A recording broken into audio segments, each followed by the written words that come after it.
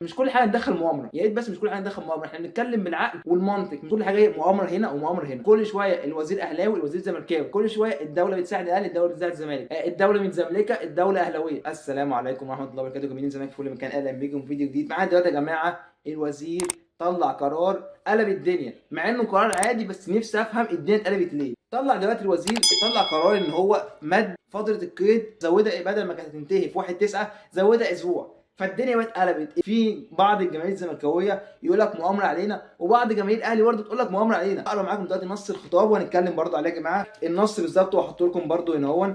بيقول لك يرجى التكرم بالعلم انه نقرر مد فتره القيد لجميع المراحل السنيه والبراعم لتنتهي يوم 7/9 على ان تستمر كل الشروط والكلام ايه القوانين بتاعهم دول. يعني دلوقتي الوزير بدل ما كان القيد هيقفل 1/9 مده اسبوع. بس ده نص الخطاب. حصل دلوقتي ايه؟ حصل حاجه غريبه بين الاهلاويه والزملكاويه او بعض الجماهير الاهلي والزمالك عشان محدش يزعل. في ناس اهلاويه تقول لك ايه؟ الوزير زملكاوي، الوزير بيعمل مؤامره، الوزير بيأجل، الوزير مد فتره القيد اسبوع عشان الزمالك يلحق يفك الحجز على ارصدته ويلحق يفك القيد ويعمل صفقات. ده وجهه نظر بعض الاهلاويه.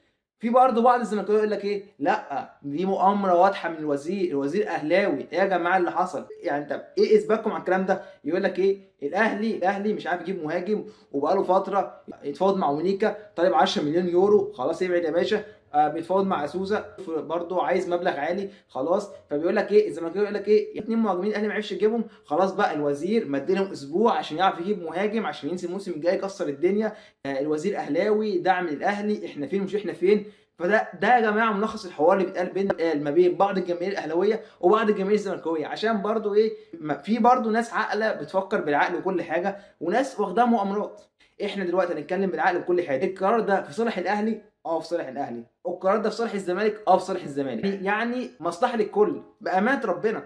القرار ده مصلحه للزملكاويه اللي هو احنا عشان نحاول نفك الحجز عن الارصده ونرفع القيد ونحاول نجيب صفقات. دي حاجه لينا كويسه وايه يعني مساعده من الوزير لينا. وفي نفس الوقت برضه مصلحه الاهلي، اتنين مهاجمين خلاص الاهلي مش هيجيبهم موليكا وسوزا، يلحق مثلا في الاسبوع ده ايه يعني الاهلي يحاول ايه يشد الدنيا ويجيب مهاجم. يعني هو مصلحه الطرفين. ليه بقى يا جماعه احنا ما نفكرش بالعقل؟ ليه على طول واخدين حوار مؤامره الوزير اهلاوي وزير زملكاوي، الدوله اهلاويه الدوله بتساعد الزمالك الدوله مش عارف ايه. لا يا جماعه القرار ده في مصلحه الفرق كلها، مش في مصلحه الاهلي والزمالك، مصلحه الناس كلها. يعني دلوقتي هتكلم دلوقتي ايه عن وجهه نظر الزملكاويه. لما الاهلي هياخد اسبوع زياده مثلا زي كل الفرق زينا، هيلحق يجيب مهاجم؟ ما ممكن ما يلحقش يجيب مهاجم. هو برضه يا جماعه ممكن الاهلي ما يجيبش مهاجم، وممكن الاهلي يجيب مهاجم ويفشل عادي، بتحصل في كل الانديه. وبرضه رساله للجماهير الاهلاويه، هنتكلم يا جماعه بالعقل. هل انتوا واثقين مثلا ان الزمالك هيلحق يفك القيد ويرفع الحجز على الارصده في خلال الاسبوع ده ويلحق يجيب صفقات؟ لا، وارد الزمالك يعمل ووارد برضه ما يلحقش. يعني ايه كل حاجه وارده، مفيش حاجه ثابته، مفيش حاجه ايه قانون هنمشي عليه، لا كل الاحتمالات وارده. فبس يا جماعه ده ملخص الحوار. الوزير ادى اعتبر مكافاه لكل الانديه، معاكم اسبوع زياده، اللي ما لحقش يخلص صفقه يلحق، اللي فيه مفاوضات بينه وبين اللعيب ولسه ايه ما خلصتش ايه يلحق يخلصها. معاك اسبوع مساعده لكل الانديه. يا ريت بس يا جماعه نشيل حته المؤامره من جماهير الزمالك بالذات اكتر من الاهلي، عشان الزملكاويه في فئه كتيره من الزملكاويه ماشيين في حته ايه، ماشيين في خط المستشار اللي هو ايه المستشار وكابتن خالد الغندور اللي هو ايه مؤامره علينا، العباس حاجز ارصده، مش عارف مين فاتح لجام، مش عارف مين، وكابتن بوندو يقول لك ايه الخطيب بيبدل مصلحه الاهلي عن مصلحه المنتخب. احنا المفروض كل الفرق تساعد المنتخب مش تساعد نفسها. ليه يا جماعه؟ دي رساله لكل الزملكاويه، يا ريت يا جماعه نركز في فريقنا، دي مصلحه لينا يا ريت نستغلها. يا ريت بس ايه نحاول نعمل زي الاهلي مثلا على حسب كلامكم ان هو يجيب مهاجم، يا ريت نستغلها ونرفع الحجز ونرفع ايقاف القيد ونجيب اي صفقه. ناصر ماهر ومحمود حماده كده ماشي بيهم الدنيا كده يعني. والمدافع يا جماعه اللي بيلعب بالجيش الشمال ابوس ايديكم، اوسوليو طلع في كل مؤتمر صحفي كان اللي هو كان ناقص يبوس رجل مرتضى منصور يقول له ايه عايز مدافع بيلعب بالجيش الشمال ومهاجم، دول اهم اتنين بيتك عليهم. بعد كده بيقول لك ايه انا عايز لعيب في نص الملعب ولعيب في ايه، بس دول اهم لعيبه اوسوريو عايزها. وبرده الاهلي يشوف مصلحته، ما زي ما احنا نشوف مصلحتنا كل فريق يشوف مصلحته. الاهلي برده يخلص المهاجم اللي بقاله 4 5 سنين من ساعه ازار ما جابش مهاجمين خالص، ولا بواليا ولا اليو بادجي ولا الناس دي كلها نفعت مع الاهلي. بس يا ريت بس يا جماعه نفكر بالعقل والمنطق، مش كل حاجه ندخل مؤامره. يا ريت بس مش كل حاجه ندخل مؤامره، احنا بنتكلم بالعقل والمنطق، مش كل حاجه مؤامره هنا ومؤامره هنا.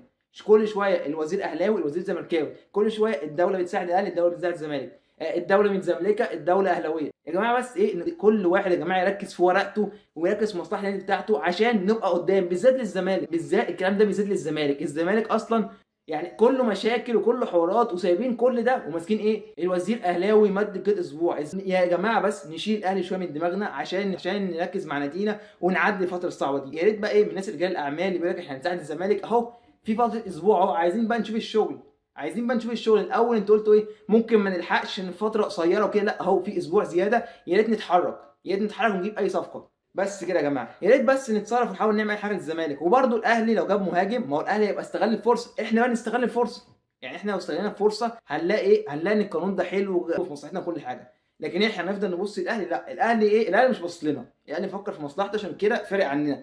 احنا اي حاجه تحصل الاهلي مؤامره، الاهلي مش عارف يعمل ايه. بس يا جماعه ليه بس نفكر بالعقل وبالمنطق، ونحاول نستغل الاسبوع دوت ونجيب اي حاجه، عشان الزمالك راح في داهيه من غير صفقات. بس يا جماعه في الاول وفي الاخر برضو ده راي شخصي، واي حد ليه راي تاني جمله مفتوحه. والسلام عليكم ورحمه الله وبركاته.